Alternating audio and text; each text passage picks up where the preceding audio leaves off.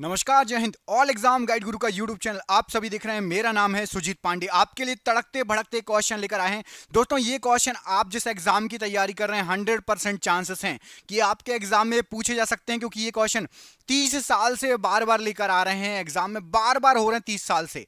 और हमारे चैनल की एक खासियत है, आपको इस पर कम समय में ज्यादा क्वेश्चन कराए जाते हैं। हम आपके 100 क्वेश्चन करीब करीब 20 मिनट में से आधे घंटे के अंदर करा देते हैं, वो भी सुपर फास्ट स्पीड में।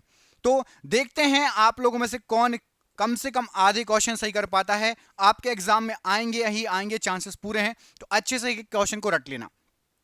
पहला क्वेश्चन देखिए क्या पूछा गया है। इसमें पूछा गया है आपसे कि सर्वप्रथम इंडिया शब्द का जो प्रयोग है ये भारत के लिए किस भाषा में किया गया था। तो सबसे पहले भारत के लिए इंडिया बोला गया था, ग्रीक भाषा में इसका प्रयोग हुआ था।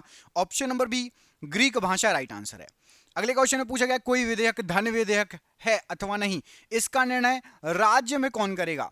तो राज्य में इसका निर्णय करता है आपका विधानसभा का अध्यक्ष।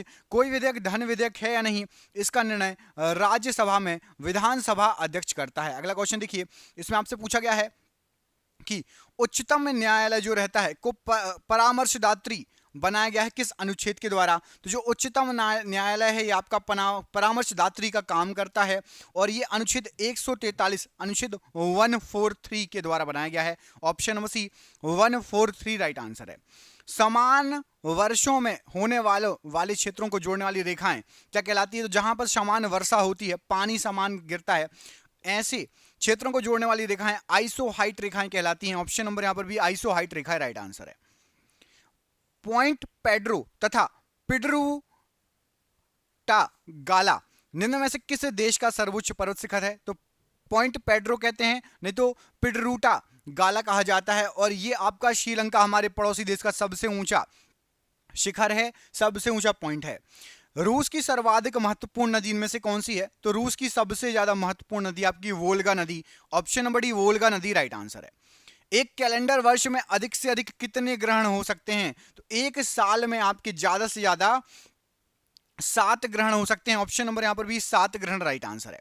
साइबेरिया क्षेत्र में समशीतोष्ण कोणधारी वन को किस नाम से जाना जाता है। तो साइबेरिया क्षेत्र में समशीतोष्ण कोणधारी वन रहते हैं, शंकु आकार वन, उनको टैगा प्रदेश कहा जाता है। टैगा, ऑप्शन नंबर यहां पर भी टैगा राइट आंसर है। विश्व में चुकंदर की चीनी का सबसे बड़ा उत्पादक देश कौन सा है। तो चुकंदर से चीनी बनाने में सबसे महत्वपूर्ण सबसे बड़ा उत्पादक देश है आपका रूस या रसिया। ऑप्शन नंबर ए रसिया या रूस प्रश्न के लिए बिल्कुल सही आंसर है। कौन सा प्राकृतिक प्रदेश विकसित प्रदेश के नाम से भी जाना जाता है। तो प्राकृतिक प्रदेश जिसको विकसित प्रदेश कहा जाता है भूमध्य सागरीय प्रदेश। ऑप्शन नंबर सी भूमध्य सागरीय प्रदेश राइट आंसर है। सूफिया कलाम जो एक प्रकार का भक्ति संगीत है, इस किसकी विशेषता है। तो सूफिया कलाम जो एक प्रकार का भक्ति संगीत है, आपकी कश्मीर की विशेषता है। Option number B Kashmir right answer हो जाएगा। दोस्तों, क्वेश्चन देख रहे हो आप, बिल्कुल चुन के तड़कते भड़कते क्वेश्चन लेकर आए हैं, और ये क्वेश्चन आपके एग्जाम में आ सकते हैं। ऐसे ऐसे 10,000 क्वेश्चन हमने तैयार कर लिए। कितने? 10,000 जीके के एमसीक्यू क्वेश्चन तैयार कर लिए, जीके जीएस के, जो कि आप जिस एग्जाम की तैयारी कर रहे हैं उसमें आ सकते हैं। इसकी पीडीएफ सभी को व्हाट्सएप पर मिल जाएगी, जो नया है जो पुराना, सभी को व्हाट्सएप पर इसकी पीडीएफ मिल जाएगी। किस किस को चाहिए पीडीएफ? ये पीडीएफ 300 रुपए में है, लेकिन चूंकि एग्जाम चल रहे हैं तो सभी को, नए पुराने स्टूडेंटों को 99 रुपए में ये पीडीएफ मिल जाएगी। नीचे नंबर दिख रहा होगा, उस पर व्हाट्सएप करके आप पीडीएफ ले सकते हो। फोन पे, गूगल पे, पेटीएम के माध्यम से पेमेंट कर सकते हो 99 रुपए का, और आपको पीडीएफ मिल जाएगी व्हाट्सएप पर। जिसको भी चाहिए ये नंबर पूरे वीडियो भर शो होगा, जाके पीडीएफ ले लेना। बढ़ते हैं अगले क्वेश्चन की तरफ। पूरे वीडियो भर आपको ये नंबर दिखेगा, जब भी फ्री हो, जब भी आप वीडियो छोड़ो तब ले लेना। किस हड़प्पा कालीन स्थल से नृत्य मुद्रा वाली स्त्री की कांस्य मूर्ति मिली है।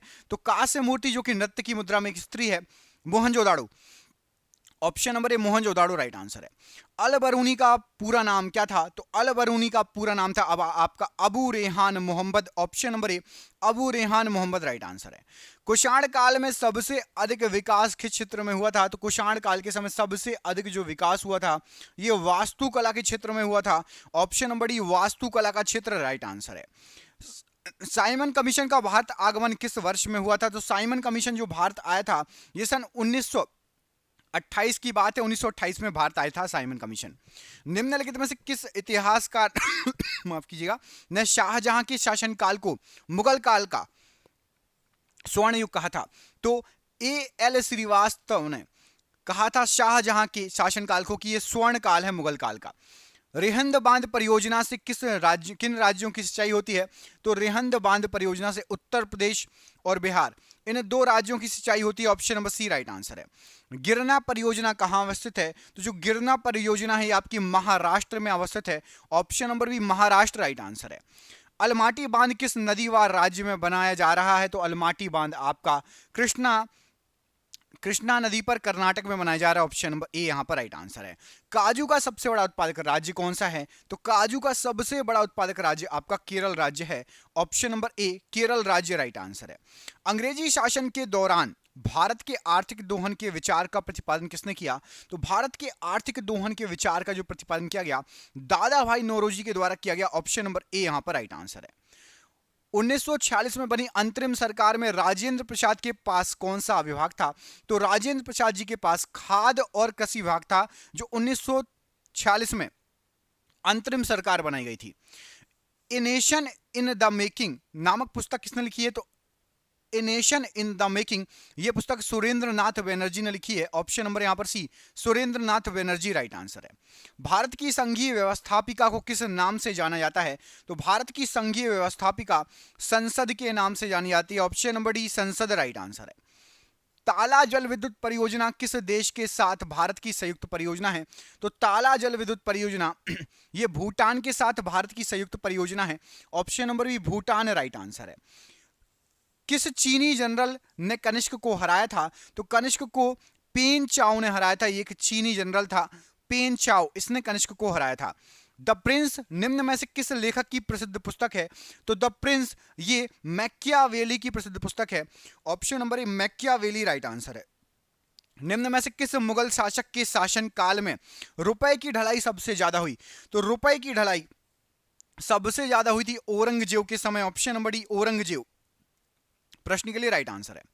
अपने विरोधियों के प्रति लोह एवं रक्त नामक कठोर नीति का पालन निम्न में से किस गुलाम वंशी शासक ने किया था? तो लोह और रक्त की नीति बलबन ने अपनाई थी। ऑप्शन नंबर सी बलबन के द्वारा लोह रक्त की नीति अपनाई गई थी। शिवाजी की सेना में पागा सेना नामक टुकड़ी की क्या विशेषता थी? तो शिवाजी की सेना में एक पागा सेना थी और यह एक नियमित घुड़सवार सैनिकों की टुकड़ी थी। जो घोड़े पर बैठ के सैनिक चलते हैं उनकी टुकड़ी थी, उसको पागा सेना कहा जाता था। निम्न में से स्टील के आविष्कारक कौन है? तो स्टील के जो आविष्कारक हैं यहां पर आपके जो ऑप्शन दिए गए उसमें से हेनरी बेसेमर ने स्टील का आविष्कार किया था। Option number D Henry Bessemer right answer है। निम्न में से किसका रासायनिक सूत्र के होता है? के। तो के जो होता है ये पोटेशियम का रासायनिक सूत्र होता है। ऑप्शन नंबर डी पोटेशियम का रासायनिक सूत्र के होता है। कमेंट करके बताना है सोडियम का रासायनिक सूत्र क्या होता है। नंबर 1 पर सोडियम लिखा है, सोडियम का रासायनिक सूत्र क्या होता है? कमेंट बॉक्स में कमेंट करके बताइए। अगला क्वेश्चन देखिए, तो शरीर की हर कोशिका में ऑक्सीजन पहुंचाने व कार्बन डाइऑक्साइड को वापस लाने का कार्य कौन करता है? तो ऑक्सीजन पहुंचाना और कार्बन डाइऑक्साइड वापस लाना ये आरबीसी का, लाल रक्त कणिका जिसको रेड ब्लड सेल बोलते हैं और शॉर्ट फॉर्म में आरबीसी, इनका काम होता है।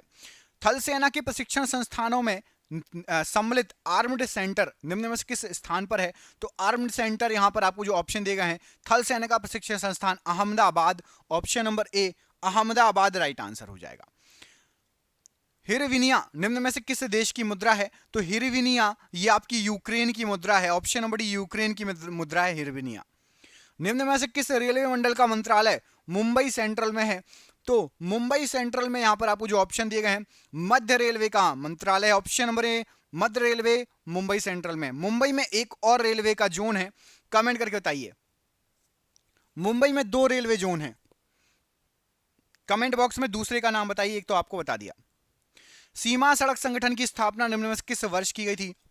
तो सीमा सड़क संगठन की स्थापना सन 1960 में की गई थी। Option number C 1960 right answer है। निम्न में से किसके शासनकाल में फ्रांस की राज्य क्रांति हुई थी? तो फ्रांस की राज्य क्रांति ये लुई जो है आपका 16वें के शासनकाल में हुई थी। यहां पर ऑप्शन नंबर आपका ए लुई 16वां प्रश्न के लिए राइट आंसर है। निम्न में से कितने डिग्री सेल्सियस पर जल का घनत्व अधिकतम होता है? तो जल का घनत्व सबसे ज्यादा होता है आपका 4 डिग्री सेल्सियस पर। Option number B 4 degree Celsius प्रश्न के लिए बिल्कुल सही आंसर हो जाएगा। अगला क्वेश्चन देखिए, इसमें पूछा गया शहर के भारत के किस शहर का भौगोलिक उपनाम त्योहारों का शहर है? तो त्योहारों का शहर कहा जाता है मदुरई को। ऑप्शन नंबर बी, मदुरई को त्योहारों का शहर कहा जाता है। तुंगभद्रा नदी का संबंध निम्न में से किस भारतीय राज्य से है? जो तुंगभद्रा नदी है ये कर्नाटक राज्य से संबंधित है। ऑप्शन नंबर यहां पर सी, कर्नाटक राज्य प्रश्न के लिए राइट आंसर हो जाएगा। अगला क्वेश्चन देखिए, इसमें पूछा गया है महेंद्रगिरी स्थान का संबंध निम्न में से किस भारतीय राज्य से है? तो जो महेंद्रगिरी है इसका जो संबंध है यहां पर आपको जो ऑप्शन दिए गए राइट आंसर हो जाएगा तमिलनाडु से महेंद्रगिरी का संबंध है। ऑप्शन नंबर यहां पर सी, तमिलनाडु प्रश्न के लिए राइट आंसर है। फाइकस बेला बेथालेंसिस जो है ये किस भारत का राष्ट्रीय वृक्ष है? कौन सा है इनमें से, कौन सा है बताइए? पीपल, बबूल, आम या बरगद? तो यहां पर आपको जो ऑप्शन दिए गए हैं राइट आंसर हो जाएगा, ये आपका नाम है बरगद का। ऑप्शन नंबर यहां पर डी, बरगद प्रश्न के लिए बिल्कुल सही आंसर हो जाएगा। अगला क्वेश्चन देखिए, इसमें आपसे पूछा गया है कि थालघाट नामक दर्रा निम्न में से किन स्थानों के बीच संपर्क का मार्ग है? तो थालघाट जो दर्रा है आपका ये नासिक को मुंबई से जोड़ता है। ऑप्शन नंबर ए, नासिक को मुंबई से जोड़ता है, राइट आंसर है। हमारे वायुमंडल में सर्वाधिक पाई जाने वाले नाइट्रोजन गैस कितनी ऊंचाई तक हमारे वायुमंडल में फैली हुई है? तो जो नाइट्रोजन गैस पाई जाती है ये आपकी यहां पर सही आंसर हो जाएगा, ये 128 किलोमीटर तक फैली हुई है। तो ऑप्शन नंबर यहां पर ए, 128 किलोमीटर प्रश्न के लिए बिल्कुल सही आंसर हो जाएगा। अगला क्वेश्चन देखिए, एटना तथा स्ट्राम्बोली ये नामक सक्रिय ज्वालामुखी निम्न में से किस देश में है? तो एटना और स्ट्राम्बोली ये जो ज्वालामुखी हैं यहां पर आपको जो ऑप्शन दिए गए हैं राइट आंसर हो जाएगा, ये इटली में है। ऑप्शन नंबर डी, इटली में एटना और स्ट्राम्बोली ज्वालामुखी स्थित है। रूसी क्रांति से संबंधित कार्ल मार्क्स जिसे वैज्ञानिक समाजवाद का संस्थापक माना जाता है निम्न में से किस देश का निवासी था?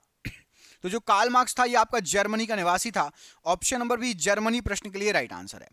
वीर शिवाजी बहुत ही कम उम्र में मृत्यु को प्राप्त हुए, उनकी मृत्यु का समय उनकी आयु कितनी थी? तो छत्रपति शिवाजी महाराज की मृत्यु के समय उनकी आयु थी 53 वर्ष। ऑप्शन नंबर सी, 53 वर्ष राइट आंसर हो जाएगा।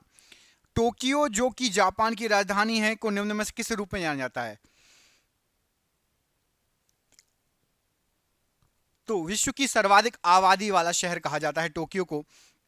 ऑप्शन नंबर ए, विश्व की सर्वाधिक आबादी वाला शहर। लेकिन ये स्टेट चेंज हो, ये जो नाम है चेंज होते रहते हैं क्योंकि आबादी कभी किसी देश की बढ़ जाती है, कभी किसी नगर की बढ़ जाती है। अभी जब आप ये वीडियो देख रहे होगे तब आप एक बार गूगल कर लेना कि सबसे ज़्यादा आबादी किस जो है नगर की है, सबसे ज़्यादा आबादी। जैसे कि अभी जो है संघाई नंबर 1 पर है, संघाई जो है वो नंबर 1 पर चल रहा है अभी, ठीक है। अगला क्वेश्चन देखो, ये जब एग्जाम में आया होगा तब उस समय टोक्यो होगा।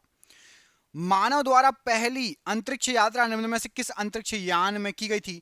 तो मानव के द्वारा सबसे पहली अंतरिक्ष यात्रा जो की गई थी ये वोस्टोक 1 में की गई थी। ऑप्शन नंबर यहां पर Vostok first. Option number D प्रश्न के लिए राइट आंसर है। निम्न में से किस दिनांक को लुईस ब्रेल दिवस मनाया जाता है? तो लुईस ब्रेल दिवस ये आपका 4 जनवरी को मनाया जाता है। ऑप्शन नंबर बी 4 जनवरी राइट आंसर है। मनुष्य की खोपड़ी में बनी कपाल संरचना कितनी अस्थियों से मिलकर बनी होती है? तो जो कपाल संरचना होती है वो 8 अस्थियों से मिलकर बनी होती है। ऑप्शन नंबर सी 8 अस्थियां राइट आंसर है। हॉर्न ऑफ अफ्रीका के नाम से अफ्रीका के किस भाग को जाना जाता है? तो हॉर्न ऑफ अफ्रीका ये पूर्वी भाग को कहा जाता है, अफ्रीका के पूर्वी भाग को। ऑप्शन नंबर यहां पर सी पूर्वी भाग राइट आंसर है। दालमा वन्यजीव अभयारण्य निम्न में से किस भारतीय राज्य में स्थित है? तो दालमा वन्यजीव अभयारण्य ये आपका झारखंड में स्थित है। ऑप्शन नंबर यहां पर भी झारखंड प्रश्न के लिए राइट आंसर है। भारत में प्रथम आधुनिक कागज कारखाना निम्न में से किस स्थान पर लगाया गया था? तो सबसे पहला आधुनिक कागज का जो कारखाना था वो ट्रंकवार में लगाया गया था। ऑप्शन नंबर डी ट्रंकवार राइट आंसर है। माओरी जनजाति का संबंध निम्न में से किस देश से है? तो जो माओरी जनजाति है ये न्यूजीलैंड से संबंधित है। ऑप्शन नंबर बी न्यूजीलैंड प्रश्न के लिए राइट आंसर है। पानी में बर्फ का कितना प्रतिशत भाग डूबा रहता है? तो पानी के अंदर बर्फ का 90% भाग डूबा रहता है। Option number B right answer है। तरल के प्रभाव को किस में मापते हैं? तरल के प्रवाह को, मतलब जो बहता है, बहते हुए पानी को या बहते हुए तरल को वेंचुरी मीटर के द्वारा नापा जाता है। ऑप्शन नंबर ए वेंचुरी मीटर प्रश्न के लिए राइट आंसर है। चिकित्सक दाब का कौन सा मात्रक जो है यूज करते हैं? तो दाब के लिए, प्रेशर के लिए जो चिकित्सक हैं वो टॉर का यूज करते हैं। ऑप्शन नंबर डी टॉर प्रश्न के लिए बिल्कुल सही आंसर हो जाएगा।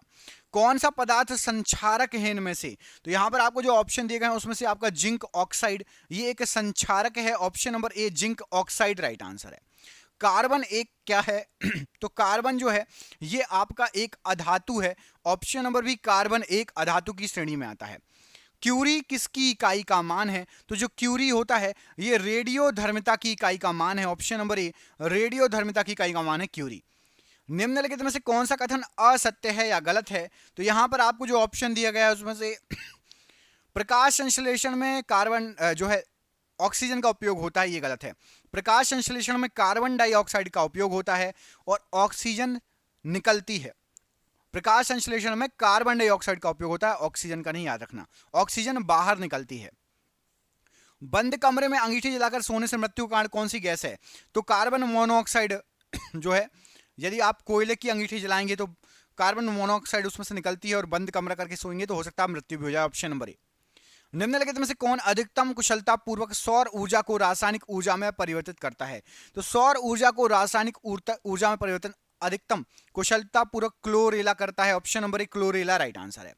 गतिशील वाहन के अचानक रुकते ही यात्री सामने की ओर क्यों गिर जाता है? तो यात्री सामने की ओर गिर जाता है क्योंकि यात्री का शरीर का जो नीचे वाला भाग है वो तो रुक जाता है, लेकिन ऊपर वाला भाग जड़त्व के कारण गतिशील अवस्था में रहता है, इसलिए आगे की ओर गिर जाता है आदमी। किसमें अवशोषण की क्षमता पाई जाती है? तो अवशोषण की क्षमता जो है ये चारकोल में पाई जाती है। ऑप्शन नंबर ए चारकोल में अवशोषण की क्षमता पाई जाती है। घरों में उपयोग होने वाले सूक्ष्म तरंग मतलब माइक्रोवेव ओवन निम्न में से कौन से पद से संबंधित नहीं है? तो माइक्रोवेव ओवन आपका उसमें मैग्नेटॉन होता है, विद्युत चुंबकीय तरंगें होती हैं, द्विविद्युतीय ऊष्मा होती है, रेडियो तरंगें नहीं होती माइक्रोवेव में। ऑप्शन नंबर सी रेडियो तरंगें नहीं होती हैं। वेग मापी या टैकोमीटर का प्रयोग किसके मापन के लिए होता है? तो टैकोमीटर का उपयोग घूर्णन गति को मापने के लिए किया जाता है। जो घूमती हुई वस्तु है वो कितने चक्कर प्रति मिनट लगा रही है उसको मापने के लिए टैकोमीटर या वेग मापी हिंदी में कहते हैं का प्रयोग किया जाता है।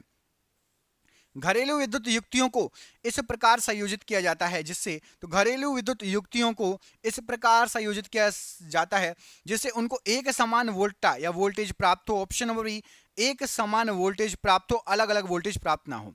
न्यूटन के गति के द्वितीय नियम के अनुसार निम्न में से कौन सा कथन सत्य है? तो दूसरे नियम के अनुसार जो है इससे बल की परिभाषा ज्ञात की जा सकती है। ऑप्शन नंबर बी न्यूटन की गति के दूसरे नियम के अनुसार बल की परिभाषा ज्ञात की जा सकती है, सत्य है ऑप्शन नंबर बी। तारों के मध्य दूरी मापने की कौन सी इकाई होती है? तो तारों के मध्य जो दूरी मापते हैं उसकी इकाई होती है प्रकाश वर्ष। ऑप्शन नंबर डी प्रकाश वर्ष राइट आंसर है। शुद्ध पदार्थ में कोई अन्य पदार्थ मिला देने से उसके गलनांक पर क्या प्रभाव पड़ेगा? कोई भी शुद्ध पदार्थ है उसमें थोड़ा सा कोई अलग दूसरा पदार्थ मिला दोगे तो उसका जो गलनांक है वो घट जाएगा। ऑप्शन नंबर बी गलनांक घट जाएगा। माइक्रोफोन के द्वारा ध्वनि ऊर्जा को किस में परिवर्तित करते हैं? तो जो माइक्रोफोन होता है उसमें ध्वनि ऊर्जा को विद्युत ऊर्जा में परिवर्तित करते हैं। ऑप्शन नंबर ए माइक, जैसे मैं माइक से पढ़ा रहा हूं तो मैं बोल रहा हूं तो ये ध्वनि ऊर्जा है और ये विद्युत में परिवर्तित होकर आपके पास पहुंच रही है, तो ध्वनि ऊर्जा को विद्युत ऊर्जा में माइक्रोफोन या माइक परिवर्तित करता है। कौन सी कोशिका प्रतिरक्षी पैदा करती है? तो प्रतिरक्षी जो पैदा करती है वो लसीकाणु या लिम्फोसाइट कोशिका जो पैदा करती है। ऑप्शन नंबर यहाँ पर डी लिम्फोसाइट या लसीकाणु राइट आंसर है। इनमें से कौन ठोस नहीं है? यहां पर आपको जो ऑप्शन दिए गए हैं उसमें से आपका पारा, जिसको पादर भी बोलते हैं, ये ठोस नहीं है। ऑप्शन नंबर यहां पर डी पारा राइट आंसर है। तेज बीज वाली फसल किससे संबंधित होती है?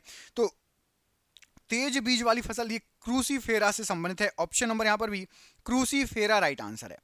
श्रव्य परिसर में ध्वनि तरंगों की आवृत्ति क्या होती है? तो सुनने योग्य जो ध्वनि होती है 20 हर्ट्ज से 20,000 हर्ट्ज तक ये श्रव्य परिसर होता है, इसको हम सुन सकते हैं। ऑप्शन नंबर ए यहां पर राइट आंसर है।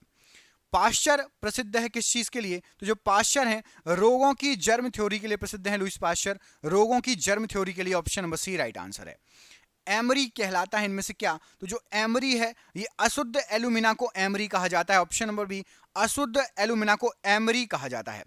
1 मील बराबर कितना होता है? तो जो 1 मील होता है उसमें आपका 1.61 किलोमीटर होता है। ऑप्शन नंबर ए 1.61 किलोमीटर 1 मील बराबर होता है।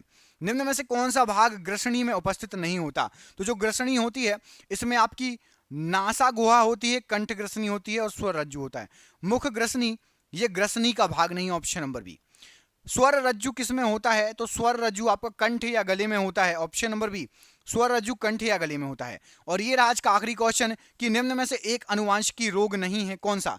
तो यहाँ पर आपको कुछ रोग दिए गए हैं, उसमें से हीमोफीलिया ये अनुवांशिक है, आपको होगा तो आपके बच्चों को भी हो सकता है।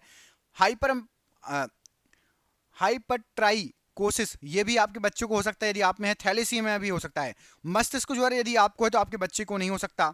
ये आपका अनुवांशिक रोग नहीं है, ऑप्शन नंबर सी। और आपके लिए सरप्राइज क्वेश्चन है, कंप्यूटर करके बताना, क्वेश्चन का आंसर करके बताना। डिजिटल कंप्यूटर कार्य पद्धति ये किस पर आधारित होती है? मैं आपको दो ऑप्शन दे रहा हूं। तो डिजिटल कंप्यूटर गणना एवं तर्क पर या फिर मापन पर, ऑप्शन नंबर सी और डी में से कोई एक सही है। आंसर कमेंट बॉक्स में कमेंट करके बताइए। जिसको भी पीडीएफ चाहिए नीचे दिए गए नंबर पर संपर्क कर लेना। अभी मिल रही है ये 300 रुपए की पीडीएफ है, लेकिन 99 रुपए में फोन पे, गूगल पे, पेटीएम करके पीडीएफ प्राप्त कर सकते हो नीचे दिए गए नंबर पर। आप सभी का बहुत बहुत धन्यवाद दोस्तों, आपका दिन शुभ हो। जय हिंद, जय भारत।